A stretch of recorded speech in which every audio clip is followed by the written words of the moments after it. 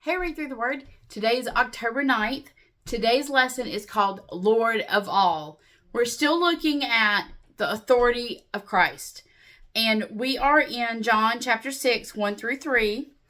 That's just the verses, but I'm actually looking at the miracle of the feeding of the 5,000 and how it connects to Jesus walking on water. Because John, it is an ordered account. There's a purpose. Because John is going to go through all of these sermons, miracles, testimonies, witnesses, I am statements that leaves us at the end of the book of John, which I know I've gone through with y'all before, where I say, he's waiting. He's like, what do you do with all of this? Do you accept that Jesus is who he says he is, that he is fully God and fully man, that he's offered his life for your salvation? Do you accept that might believe? I am writing these things that you might believe, and believing in him, you might have life in his name. It's exactly what John says his purpose is. So every one of these miracles, that's the purpose, to show that Jesus is who he says he is. It says, after this, Jesus crossed over to the far side of the Sea of Galilee, also known as the Sea of Tiberias. A huge crowd kept following him wherever he went, because they saw his miraculous signs as he healed the sick. And Jesus climbed a hill and sat down with his disciples around him. So, the two miracles of the feeding of the 5,000, which is different from the feeding of the 4,000, and the walking on water occur back to back in the Gospels. The arrangement is intentional. Jesus performs them as this unified demonstration of his identity as Lord of creation and sovereign provider. This is one of, there's so many beautiful reasons for reading scripture, but one of my many favorites, I can't narrow it down, is that you read things over and over and over, and finally things start making sense. But what I always see is God becomes bigger. I understand his holiness more. I love him more. And I understand myself in light of who he is. I posted in our Facebook group, the Read Through the Word Facebook group, I did the podcast. There's a podcast at my church, and I did it, I think it aired September 22nd or 23rd. My pastor was preaching through 3 John 1 through 8. And it's one of the things I talked about. But I posted it in our Facebook group if you'd like to go watch it. And I talk about the many reasons to read scripture. But that what I have seen is I just come to love him more.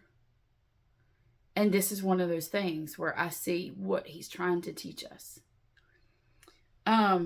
Because the first miracle shows Jesus' power over the physical realm, matter and provision. But then the second shows his power over chaos and the elements. Together,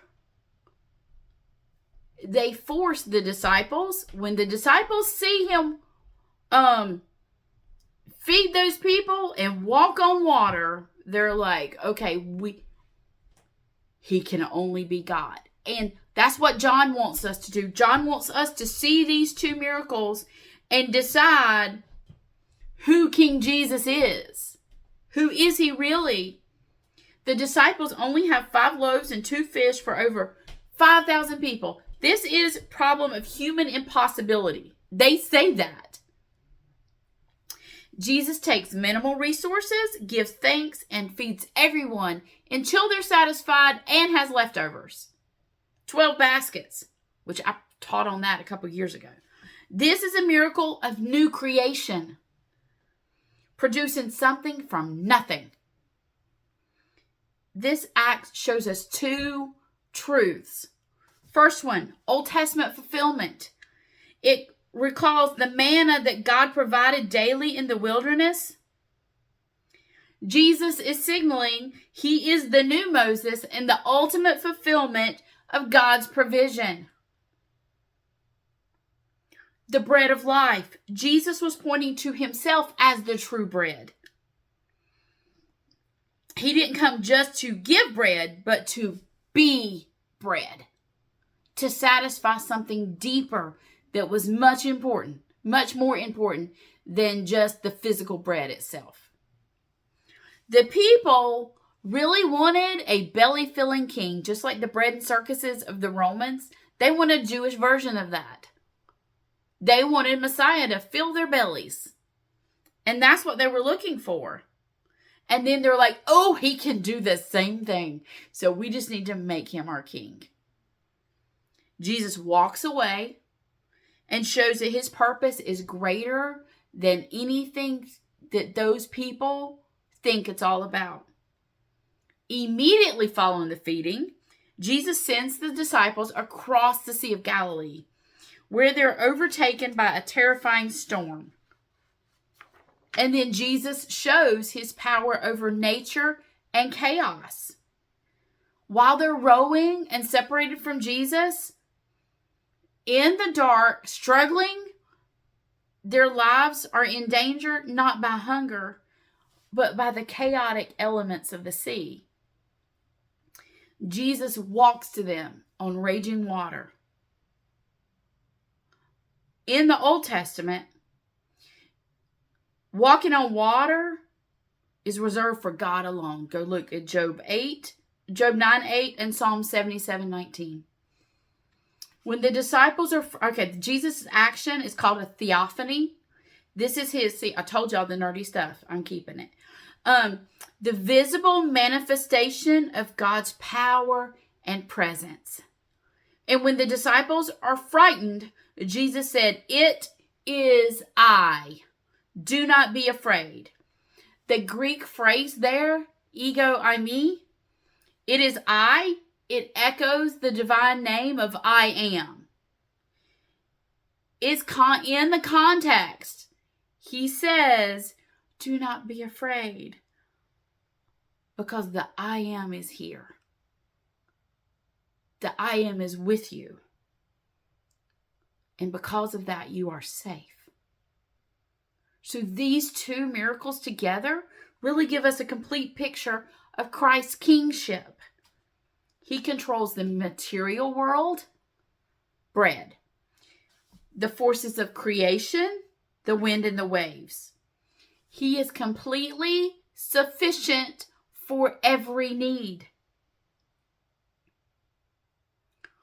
And so what these miracles do is they call us. I've talked on this before about, alliteration again, are we there for Jesus? For the meat to fill our bellies. For the multitudes just to be where everybody else is. For the miracles to watch the show. Or are we there to make him master of our life? That's what John's trying to get us to arrive at.